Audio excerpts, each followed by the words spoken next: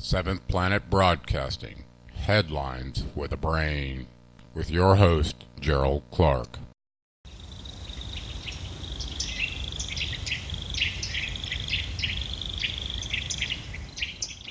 Headline News with a Brain, where Big G disarms the censorship axe bearers every episode. Welcome back to Headlines with Brain. Big G with you here today. Got a special report for you all. It'll be brought to you by our war correspondent, Pantera, currently in the swamps of the Florida Everglades, but is committed to helping us with a task that we've got to verify that justice is brought to the world all the way in the Antarctic. So we have a report here. Let's take a look. Former Buzz Aldrin astronaut. Turns out he's a 33rd degree Mason, and these tour groups that are listed on some of these sites.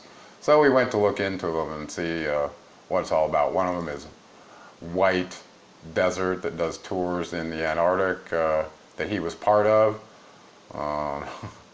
Here you go, so you can see some of that. So you can actually go there. The ALCI, the Antarctic Logistics Center International, also works down there, and that was another organization that was working with the tour that he was affiliated with, so looked a little bit into that. They do have an air base here that you can see that they service the tours with.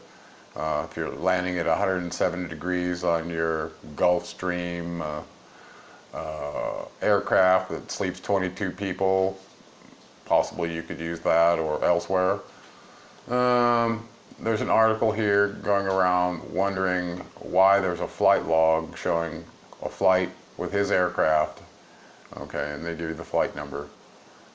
Straight down here to what appears to be Antarctic. So this was on Twitter and caused a bunch of stir. Let's see if we got anything else on this article. Okay, so there's a bunch of information on his plane that seems to have been flying on the same day that he was supposedly killed in prison. So it's like, what? It's almost as weird as Senator Kerry going to Antarctica the day of November 8th election when Trump was working to be elected. So there's something very strange going on down there. So here's the flight log they showed for his aircraft, and it's November 120JE, okay, that supposedly from this flight data site, there was a flight on July 23rd, 2019 from, it looks like, at least leaving the United States around the Florida Keys, going through about the middle of Venezuela, and if you follow this line down, it comes down to here. So I actually drew a line with Google Earth from here through there, and it landed not where I expected. As a matter of fact, we'll go and look at that in just a second. So let's shoot on down to the Antarctic and see if maybe Pantera has arrived on the scene. She told us she was going to go down and take a look for herself because it's very hard to get down there and report. So leaving the Florida Keys, let's go to Rothschild Island in the Antarctic. Oh boy, does this look something very remote. Now I understand Pantera has located a small facility that is coincident with Rothschild Island, but actually is just slightly away around the corner, and this one is no longer being occupied, but this one is. So in this very region here, we have our war correspondent Pantera, who's now live with you. Go ahead, Pantera. Yo, Big G.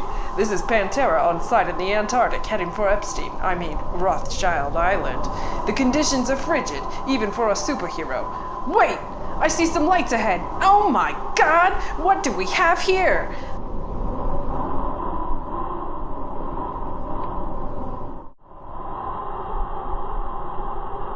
Landing to take a closer look at what appears to be a Pedo Palace. Ugh, our communications, they're breaking up. There's a force field of some sort around the PP pad, jamming my signal. Pantera signing off with an update to follow, Big G. Sorry folks, we lost Pantera on the feed. Given the clues so far, our brave journalist Pantera is helping expose the criminal activity surrounding Jefe Epstain. The Swamp Busters are with me today and are ready to take action on behalf of all those harmed by these monsters. Big G signing out. This has been Headlines with a Brain, Episode 4.